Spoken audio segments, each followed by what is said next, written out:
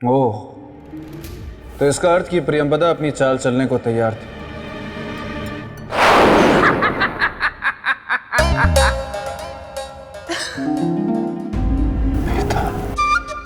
कोई कितने भी कद्दू में तीर क्यों ना मार ले, मेरे मित्र विक्रमादित्य से जीतना असंभव था। बेताल,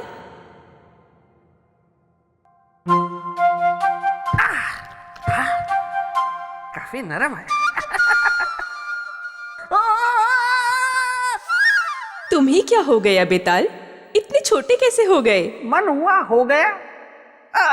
मेरा मतलब है कि साल में 3-4 दिनों के लिए मैं अपनी योग शक्ति से अपना कद छोटा या बड़ा कर लेता हूँ। बहुत बड़ा योगी हूँ मैं। वैसे राजा भोज, मैं ये कह रहा हूँ। बेताल, मुझे तुम्हारी आवाज सुनाई नहीं दे रही। राजा भोज, मैं ये कह रहा हूँ कि एक काम करिए, मेरे नजदीक आकर मुझसे बात करिए। आइए।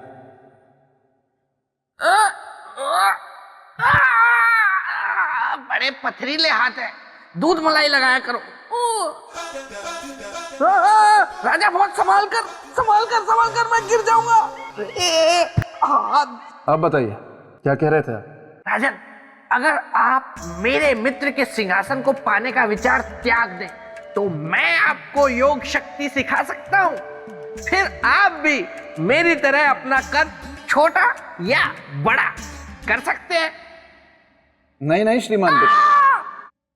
धीरे धीरे बोलिए, मैं काफी नजदीक हूँ आपके। नहीं श्रीमान बेताल, मैं आप जैसा योगी, आप जैसा पराक्रमी, आप जैसा शूरवीर बन ही नहीं सकता। वो तो है। मैं तो एक साधारण मनुष्य हूँ और मुझे साधारण मनुष्य ही रहने दीजिए। तो कंधे पे क्यों बिठा रखा है? नीचे उतारिए। आइए। पथरीला हाथ।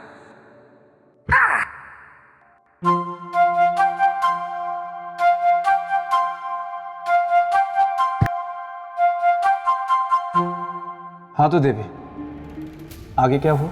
आगे जो हुआ वो सम्राट विक्रमादित्य सोच भी नहीं सकते थे।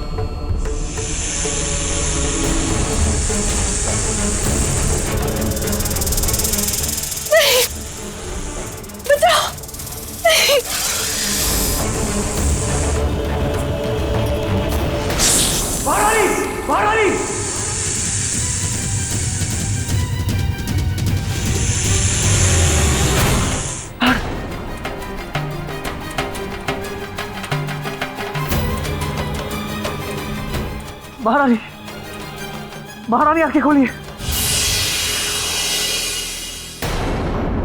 अब आपकी पत्नी कभी आंखें नहीं खोल सकती, मर चुकी हैं वो।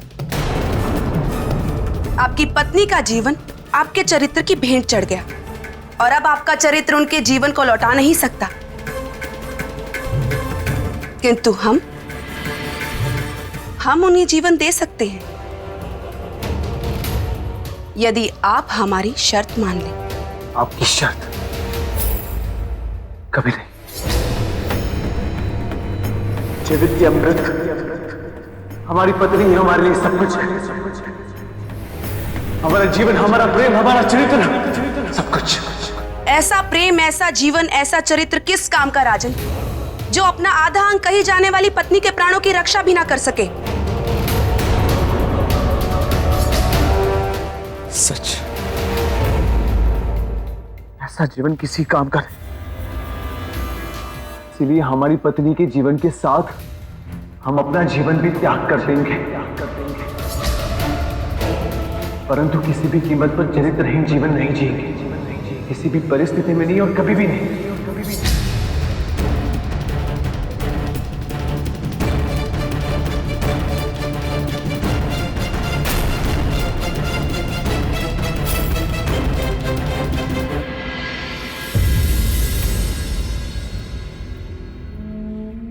महारानी, हमने जीवन भर आप ही से प्रेम किया और आप ही के साथ जीवन बिताने के सपने देखे। जब अब आप ही नहीं रही तो हमारे इस जीवन का कोई अर्थ नहीं। हम योग शक्ति के द्वारा आपके साथ अपने प्राणों का भी त्याग करते हैं और विवाह की वेदी पे लिए 7 वचनों का पालन।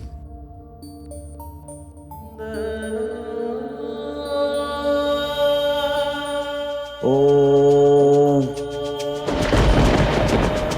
ओम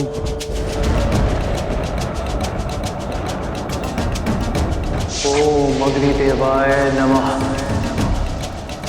ओम अग्निदेवाय नमः। ओम अग्निदेवाय नमः। ओम अग्निदेवाय नमः। ओम अग्निदेवाय नमः। ओम अग्निदेवाय नमः। ऋषिवर, ये एक चरित्रवान की परीक्षा लेने का परिणाम है कि उसके तेज और संकल्प से आज इंद्रासन भी डोलने लगा है और कल इस संसार से सारा धर्म, सारा पुण्य भी समाप्त हो जाएगा, क्योंकि वह चरित्रवान सम्राट विक्रमादित्य अपने जीवन को समाप्त करने लगा। ओम अग्निदेवाय नमः। और यदि ऐसा हुआ तो इसके उत्तरदायी केवल आप होंगे ऋषि दुर्वासा, केवल आप। आप निश्चिंत रहे इंद्रदेव, आपके स्वर्ग पर कोई संकट नहीं आएगा और ना ही इस संसार से धर्म और पुण्य नष्ट होगा। हमें इसका उपाय पता है, आइए हमारे साथ। ओम अग्निदेवाय नमः। ओम अग्निदेवाय नमः। ओम अग्निदेवाय नमः। ओम अग्निदेवाय नमः।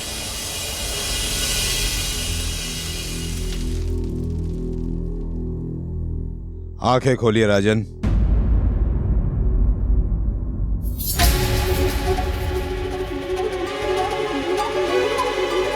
आप सब लोग यहाँ? आपके चरित्र के तेज ने हमें यहाँ आने पर विवश कर दिया है राजन।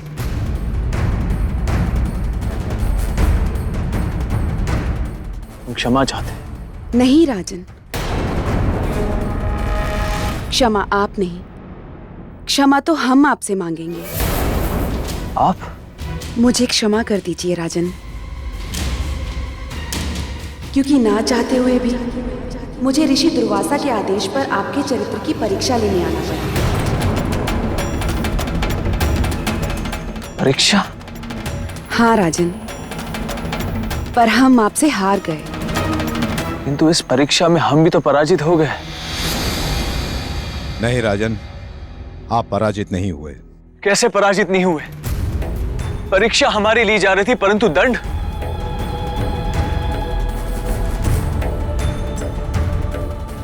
दंड हमारी पत्नी को क्यों मिला?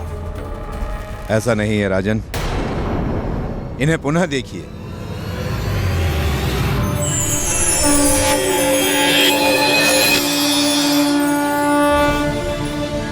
सम्राट,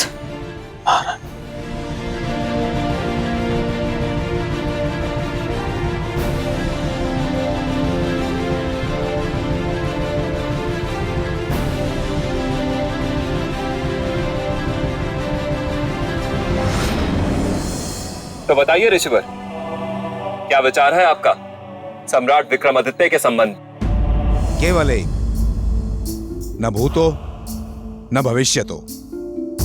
अब ये सिद्ध हो चुका है कि संपूर्ण सृष्टि में सम्राट विक्रमादित्य के समान चरित्रवान न कोई है और ना कोई भविष्य में होगा।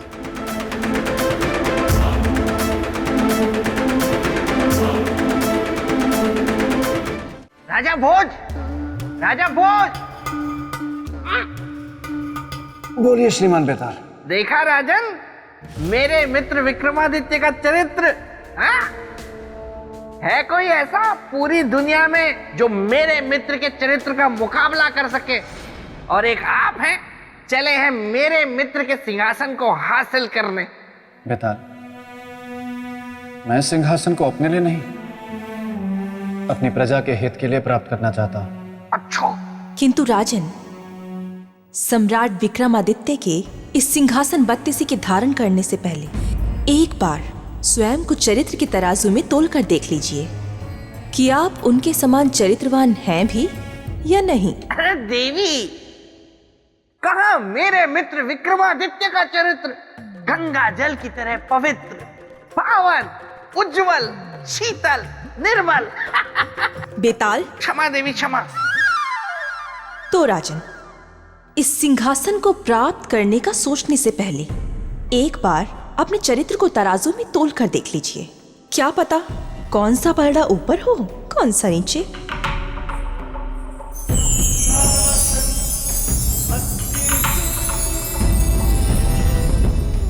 राजन, अच्छा हुआ आप आ गए थे। जब जब आप दुविधा के दलदल में धंसेंगे, मैं आती रहूंगी आपकी सहायता के लिए।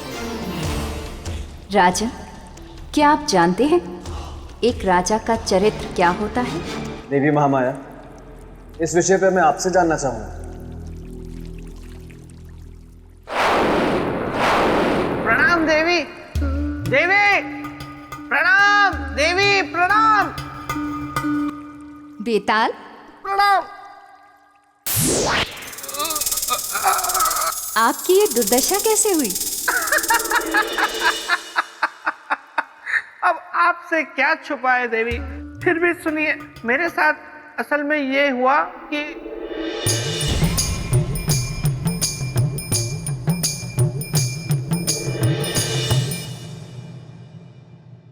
देवी, आप ही मेरी सहायता कर सकती है। कृपया मेरी सहायता कीजिए ना। मैं सहायता करूंगी, लेकिन तुम्हें एक वचन देना होगा। तुम यहाँ से प्रेत लोक वापस चले जाओगे। हाँ, मैं वचन देता हूँ, मैं चुपचाप प्रेत भूमि वापस चला जाऊंगा।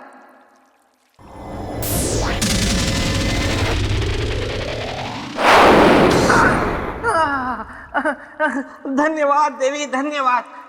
तो आप क्या कह रही थी देवी? बेताल, हाँ, आप कह रहे थे कि मुझे यहाँ से जाना चाहिए। राजन, हम एक राजा के चरित्र के बारे में बात कर रहे थे। जी देवी, इस विषय में मैं आपसे जानना चाहता हूँ। मापदंड होता है पूरे राज्य का, पूरी प्रजा के चरित्र का।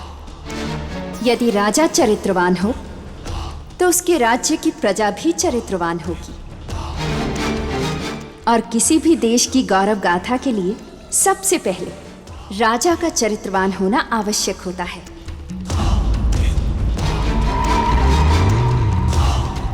किंतु राजन, इसके विपरीत यदि समाज में कोई चरित्रहीन निकले या किसी के ऊपर चरित्रहीन होने का झूठा दोष लगे, तो आपके विचार से उसे क्या करना चाहिए?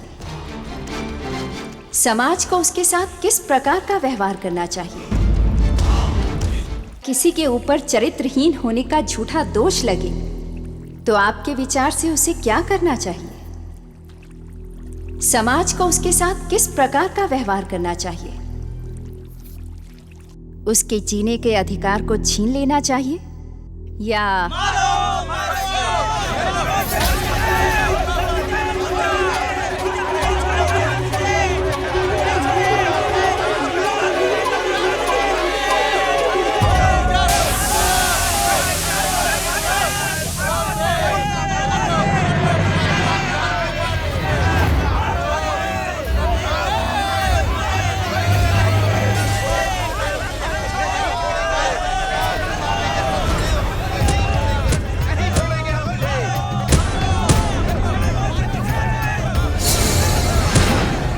ये लोग तो इस बालक को मार डालेंगे।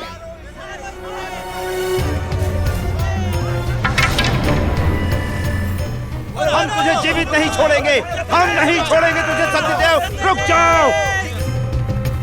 नहीं, मुझे छोड़ दो, मुझ पर दया करो, मुझे छोड़ दो, मुझे छोड़ दो। जिसके कुल का पता ना गोत्र का, तुझे मैं छोड़ दूं? सत्यदेव, तुझे इस समाज में जीने का कोई अधिकार नहीं।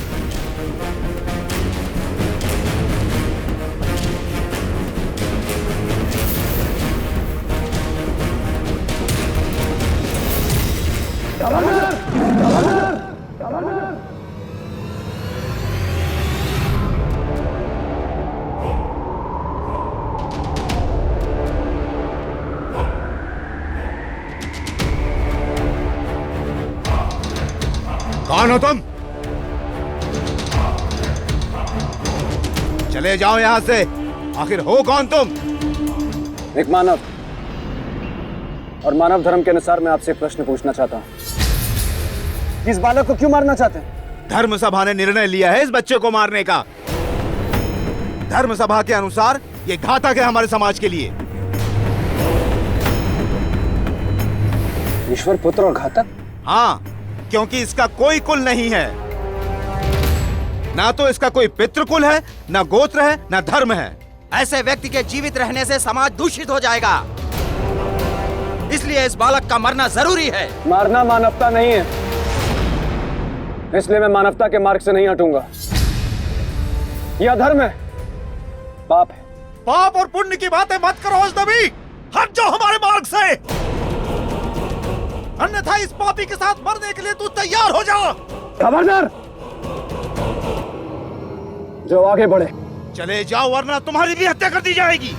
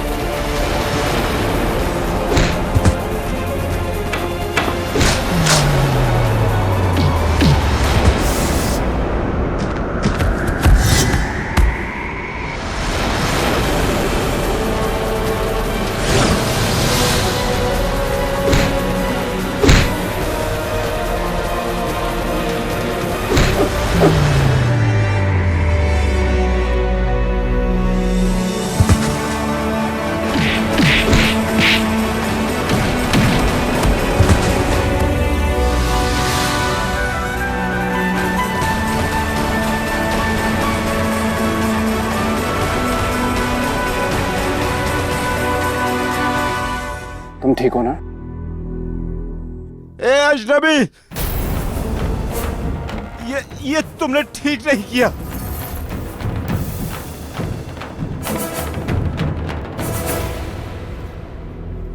तुम चिंता मत करो, मैं हूं। हाँ।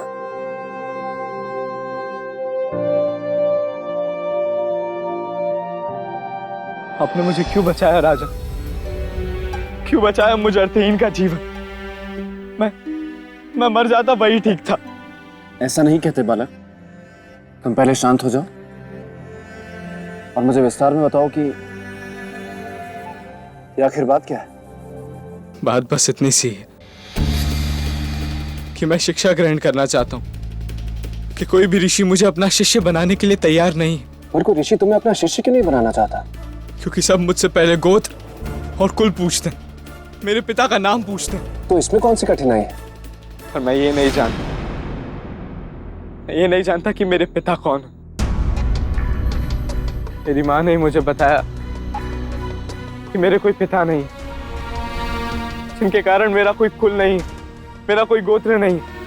और जब ये दोनों नहीं है तो मेरा कोई चरित्र भी नहीं है। और इस समाज में उन्हें ही जीने का अधिकार है जिनके पास उनका कुल हो, उनका गोत्र हो। और ऐसा इसलिए कि समाज ने ऐसा नियम बना दिया है और समाज नियम से बंधा है। लेकिन फिर भी मैं तुम्हें विश्वास दिलाता हूं कि तुम समाज के इस नियम की कसौटी पर खरे उतरोगे। मैं ढूंढूंगा तुम्हारे पिता को